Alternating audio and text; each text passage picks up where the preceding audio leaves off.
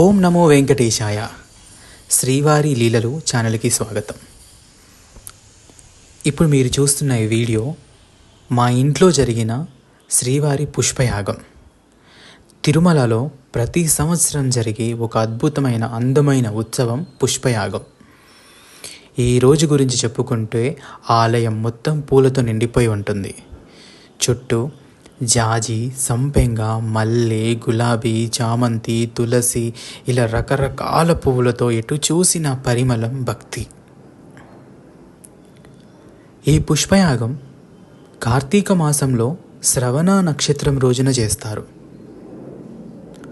స్వామివారి బ్రహ్మోత్సవం పూర్తయ్యాక ఈ యాగం ఆయనకు కృతజ్ఞత తెలుపుతూ చేసే ఒక అద్భుతమైన ఉత్సవం.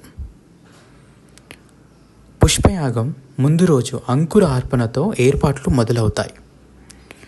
ఉదయం నుంచే ఆలయంలో వేద మంత్రాలతో పండితులు యాగం ప్రారంభిస్తారు.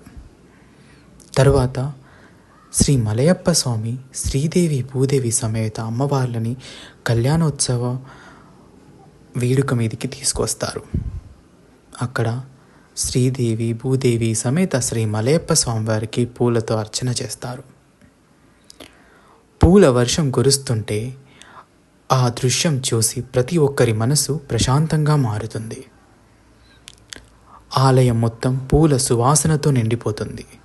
గంటల శబ్దం, వేద మంత్రాలు, దీపాల వెలుగులు అన్నీ కలిపి ఒక దివ్యమైన అనుభూతినిస్తాయి. ఈ యాగం అర్థం చాలా సులభం. స్వామివారికి పూలు సమర్పించడం అంటే మన మనసులోని చెడు ఆలోచనలు, అహంకారాన్ని వదిలేయడం. మనసును పూలలా మృదువుగా ఉండాలని గుర్తు చేస్తుంది. సాయంత్రానికి మంగళహారతి ఇస్తారు. తీర్థ ప్రసాదం తీసుకొని భక్తులు ఆనందంగా వెళ్తారు. ఈరోజు తిరుమలలో ఉండటం భక్తులకు ఒక ఆశీర్వాదం లాంటిది. పుష్పయాగం అంటే కేవలం పూల పూజ కాదు, అది భక్తితో చేసే మనసు పూజ. ఆ పూజే మా ఇంట్లో జరిగింది. 7 రకాల పుష్పాలతో స్వామివారికి పుష్పయాగం నిర్వహించడం నా యొక్క అదృష్టం. ఓం నమో వెంకటేశాయ. స్వామివారి దయ ఎప్పుడు మన మీద ఉండాలని, ఆయన ఆశీస్సులు మన మీద ఉండాలని కోరుకుంటూ సెలవు తీసుకుంటున్నాము.